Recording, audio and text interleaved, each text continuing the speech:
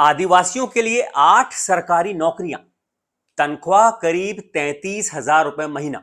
1200 से ज्यादा लोगों ने आवेदन किया, लेकिन जब भर्ती के लिए बुलाया गया तो मैदान में पहुंचा सिर्फ एक उम्मीदवार।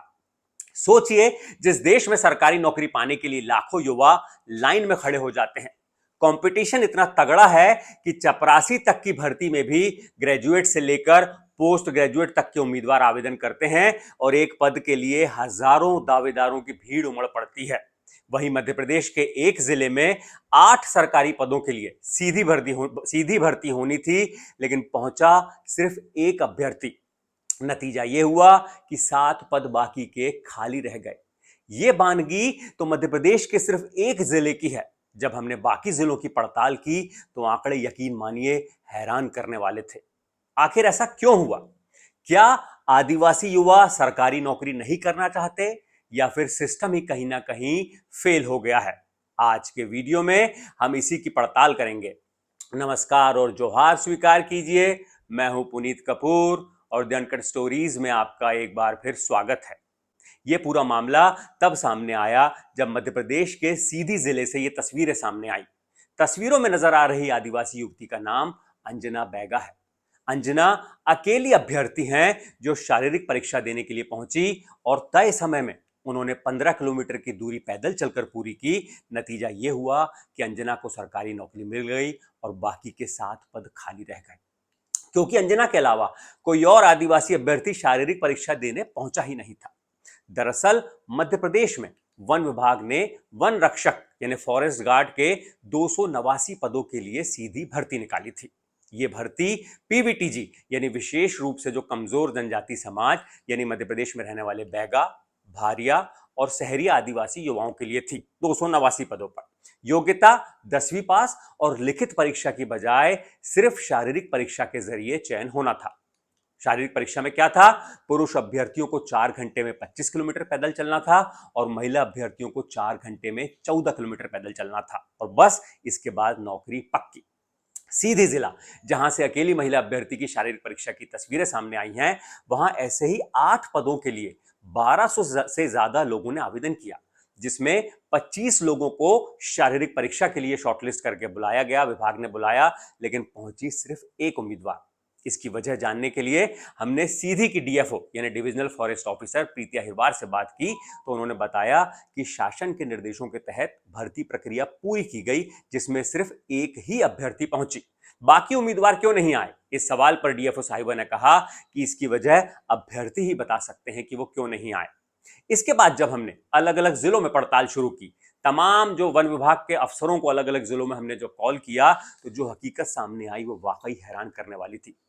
क्योंकि पन्ना में 15 वन रक्षकों के पदों पर भर्ती होनी थी, लेकिन सिर्फ सोचिए 2 ही अभ्यर्थी शारीरिक परीक्षा देने के लिए पहुंचे और उनका चयन हो भी गया और बाकी के 13 पद खाली रह गए। ऐसे ही खंडवा में 15 पदों के लिए भर्ती होनी थी, सिर्फ 3 अभ्यर्थी मौके पर शारीरिक परीक्षा देने पहुंचे, उनका भी चयन हो गया और बाकी के 12 पद यूं ही खाली रह गए। बड़वानी में 9 पदों पर भर्ती होनी थी, लेकिन सिर्फ 2 ही अभ्यर्थी पहुंचे।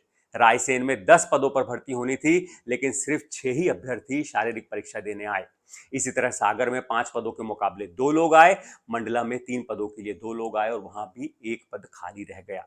हमने लगभग हर उस जिले में वन विभाग के अधिकारियों से बात करने की कोशिश की जहां सीधी भर्ती होनी थी, और लगभग हर जगह का यही हाल है। और कुल मिलाकर अगर पूरी तस्वीर देखें तो पूरे मध्य प्रदेश में, जैसा हमने आपको बताया, 289 पदों पर सीधी भर्ती होना था, जिसमें से 128 पद होमगार्ड, भूतपूर्व सैनिकों और संविदा कर्मियों के लिए आरक्षित थे, और ये सभी के सभी पद खाली रह गए। इन 128 पदों पर कोई भी अभ्यर्थी शारीरिक परीक्षा देने के लिए नहीं आया, और बाकी के जो 161 पद थे वो ओपन कैटेगरी में थे, यानी उनमें कोई आरक्षण नहीं था। कोई भी इन 3 विशेष कमजोर जनजाति समाज का अभ्यर्थी जो 10वीं पास हो, वो आवेदन करके शारीरिक परीक्षा देकर नौकरी हासिल कर सकता था। लेकिन बेहद हैरानी की बात है कि इसमें भी जो 161 उम्मीदवार थे, जो 161 पद थे, उसमें भी 25 से 30% पद खाली रह गए, और कुल मिलाकर 289 में से आधे पद भी सीधी भर्ती के लिए नहीं भरे जा सके, जहां कोई लिखित परीक्षा नहीं होना था, सिर्फ एक शारीरिक परीक्षा थी आसान सी, और उसको पास करके सरकारी नौकरी मिल जाना था, जिसमें तनख्वाह 33,000 रुपए महीना है। ये हाल उस देश में है, जैसा हमने शुरुआत में भी बताया, जहां प्यून के पद के लिए भी भर्ती होती है तो युवाओं की भीड़ उमड़ पड़ती है। तमाम बड़े बड़े डिग्रीधारी तक युवा लाइन पर खड़े हो जाते हैं कि उन्हें सरकारी नौकरी चाहिए। वहां 30 से 35 हजार की सरकारी नौकरी के लिए आधे पद खाली रह जाना यकीनन बड़े सवाल खड़ा करता है। इसकी वजह जानने के लिए हमने मध्य प्रदेश के जनजातीय कार्य मंत्री विजय शाह से बात करने की कोशिश की, तो उनके पीए से बात हुई, उनसे संपर्क नहीं हो पाया। वो अपने क्षेत्र में है, वहां पे उनका फोन का कवरेज नहीं मिल पा रहा था, इसलिए उनका पक्ष हम आपको नहीं बता पा रहे हैं। आगे अगर वो हमें अपना पक्ष देंगे तो वो भी हम आपको जरूर बताएंगे। बहरहाल इस बारे में हमने वन विभाग के अफसरों से बात की तो उन्होंने बताया कि जितने पदों के लिए चयन होना था उसके मुकाबले 5 गुना लोगों को शारीरिक परीक्षा के लिए बुलाया गया था। यानी अगर 5 पद हैं तो शारीरिक परीक्षा के लिए 25 लोगों को बुलाया गया, लेकिन फिर भी कहीं 2 उम्मीदवार पहुंचे, कहीं 3 उम्मीदवार पहुंचे। वन विभाग के एक अफसर ने इसकी संभावित वजह बताते हुए कहा कि अभ्यर्थियों को एक साथ 5 जिलों में आवेदन करने का विकल्प दिया गया था। तो संभव है कि 10वीं में मेरिट वाले अभ्यर्थियों ने 5 जिलों में एक साथ आवेदन किया हो, 5 जिलों में उन्हें बुलाया गया हो और वो नजदीकी जिलों में जाकर शारीरिक परीक्षा देकर चयनित भी हो गए हों। वहीं कुछ अफसरों ने इसकी पीछे की वजह दूरी और आर्थिक कमजोरी को भी बताया। ऐसे में सवाल सरकार और प्रशासन पर भी उठता है कि अगर सरकार किसी विशेष रूप से कमजोर जनजातीय समाज के लिए अलग भर्ती निकाल रही है तो क्या उसकी जिम्मेदारी सिर्फ विज्ञापन निकालने तक ही खत्म हो जाती है, या फिर यह सुनिश्चित करना भी उसकी जिम्मेदारी है कि योग्य उम्मीदवार परीक्षा केंद्र तक भी पहुंचे। अगर वजह आर्थिक है तो उसका समाधान होना चाहिए था। अगर वक्त पर सूचना नहीं मिली तो फिर से मौका दिया जाना चाहिए, और अगर दूरी एक समस्या है तो उसका भी हल निकाला जाना चाहिए, और अगर समाज जागरूक नहीं है तो उसको जागरूक करने की जिम्मेदारी भी सरकार की है। और विडंबना देखिए, शारीरिक परीक्षा हुए 4 दिन बीत गए लेकिन सरकार और प्रशासन के जिम्मेदार लोगों के कान में जू तक नहीं रेंगी, उन्होंने वजह जानने की आज की तारीख तक कभी कोशिश ही नहीं की। और ये देखिए, मध्य प्रदेश सरकार ने बैगा, भारिया और सहरिया समुदायों के विकास के लिए 11 विशेष पिछड़ी जनजाति विकास अभिकरण बनाए हैं, जो 15 जिलों में लगभग 5.5 लाख लोगों के बीच काम करते हैं। ऐसे में सवाल उठता है कि क्या वाकई में सरकारी तंत्र पिछड़ी जनजातियों के विकास के लिए काम भी कर रहा है?